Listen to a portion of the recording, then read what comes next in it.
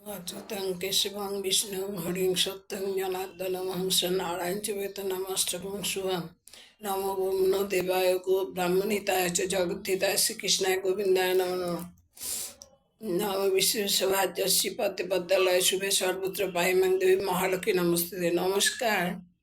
আমি প্রথম আজ হচ্ছে 4 ডিসেম্বর 2025, 17 অগ্রহায়ণ 1432 বৃহস্পতিবার। আজকে রাশিফল বলছি। মেষ শত্রু নাশ অর্থ লাভ, বৃষ সন্তানের সাফল্য, মিথুন বক্ষপীড়া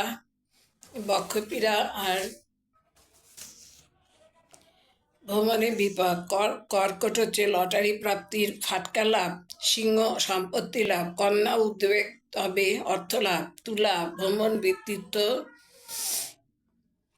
তীর্থ স্নান, বিচ্ছা হঠাৎ হঠাৎ প্রাপ্তি, ধনু কর্মে সাফল্য, মকর ভাগ্যোন্নতি বিদ্যায় সাফল্য, কুম্ভ শত্রু ভয় বিপদ, মীন সার্বিক সাফল্য।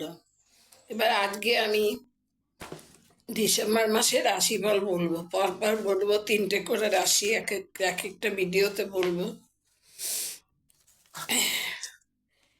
আজকে এখন বলছি হচ্ছে মেষ রাশি। এই মাসে রাশিফল, ডিসেম্বর মাসটা আপনাদের কেমন যাবে মেষ রাশি জাতক জাতিকাদের। মেষ রাশির অধিপতি হচ্ছে মঙ্গল। এই রাশি জাতক জাতিকাদের মনের জোর থাকবে, কিন্তু লোকে এদের ভুল বুঝতে পারে। পুত্রকন্যাদের লেখাপড়ায় মনোযোগের অভাব ঘটতে পারে। শিক্ষা বিদ্যাক্ষেত্র মোটামুটি ভালো, পরীক্ষার ফল মোটামুটি মন্দ নয়। কর্মে উন্নতি লাভের আশা আছে, অর্থ লাভ হতে পারে, কিন্তু স্বাস্থ্যের কারণে কিছু অর্থ ব্যয় হবে। নিকট আত্মীয়কেও বিশ্বাস ভঙ্গ করতে পারে। দাম্পত্য জীবন কলহের সৃষ্টি হতে পারে। দাম্পত্য জীবনে নিজেদের বিচার বুদ্ধি দিয়ে সমাধান করা প্রয়োজন। স্বাস্থ্য মোটের উপর ভালো যাবে। পায়ের যন্ত্রণার জন্য চিন্তা হবে। চর্মরোগ হতে পারে। শত্রুতা, পরিচিত কোনো ব্যক্তির শত্রুতা চিন্তার কারণ হবে। নিজের সমস্যার জন্য অন্য কাউকে বলা অনুচিত, তাতে সমস্যার সমাধান হবে না, তবে শত্রু বেশি ক্ষতি করবে না। প্রেমে আঘাত প্রাপ্তির যোগ, আবার নতুন প্রেম শুরু হতে পারে।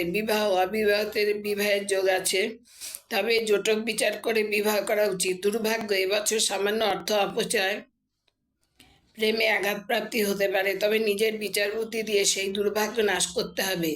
প্রতিকার, রক্তমুখী নীলা ও সিংহলি গোমের ধারণ, শ্বেত বেড়ালার মূল ও শ্বেত চন্দনের মূল ধারণ। শুভ স্তব দক্ষিণাকালী স্তব ও সূর্য স্তব। এবার বলছি বিশ্বরাশি অধিপতি শুক্র। এই রাশি জাতক জাতিকারা সহজে লোকের মন বুঝতে পারে, তারপরে এদের নিজেদের ওপর আত্মবিশ্বাস আছে। শিক্ষা বিদ্যালয়ের ক্ষেত্রে প্রতিভার বিকাশ ঘটতে পারে, বুদ্ধির বিকাশ ঘটতে পারে। কর্মক্ষেত্রে কিছু সমস্যার সম্মুখীন হতে হবে। দাম্পত্য কলহের আশঙ্কা আছে। মাথা ঠান্ডা না রাখলে অনিষ্ট হতে পারে। স্বাস্থ্য, জাতকের নিজের শরীর মোটামুটি ভালো থাকবে। পিতামাতার শরীর মোটামুটি ভালো থাকবে। প্রেমে আঘাত না আসলেও সামান্য ঝগড়া, সামান্য বাগড়া হতে পারে। বিবাহ যোগ আছে, কিন্তু তা নির্বিঘ্নে সম্পন্ন হবে না। দুর্ভাগ্য, এবছর ভাগ্য মোটের উপর ভালো। প্রতিকার হচ্ছে গাঢ় লাল পাল্লা, পিঠ পোকড়া, রক্তমুখী নীলা, গোমেদ। এছাড়া যদি শিকড় পারেন তাহলে অনন্তমূল, বামনহাটির মূল, শ্বেতচন্দনের মূল। শুভ স্তব হচ্ছে শিবের মহিমা স্তব পাঠ। মিথুন রাশির অধিপতি হচ্ছে বুধ। এই রাশির জাতক জাতিকা অতি সহজে সব বিষয়ে জ্ঞান লাভ করে। আবেগের বশবর্তী হয়ে কিছু ভুল হয়ে থাকে। শিক্ষা, বর্তমান বছরে বিদ্যায় বাধার সৃষ্টি হতে পারে। কর্মে উন্নতি লাভ হবে। কর্মক্ষেত্রে পরিবর্তন ঘটতে পারে। দাম্পত্য কলহ সৃষ্টি হতে পারে। স্বাস্থ্য, আঘাতপ্রাপ্তি, অস্থিভঙ্গের যোগ আছে। শত্রুতা, নিজের আচরণের জন্য শত্রু বৃদ্ধি হতে পারে। প্রেম, রূঢ় আচরণের জন্য প্রেমে কিছুটা ক্ষতি হতে পারে, তবে নতুন প্রেম হতে পারে।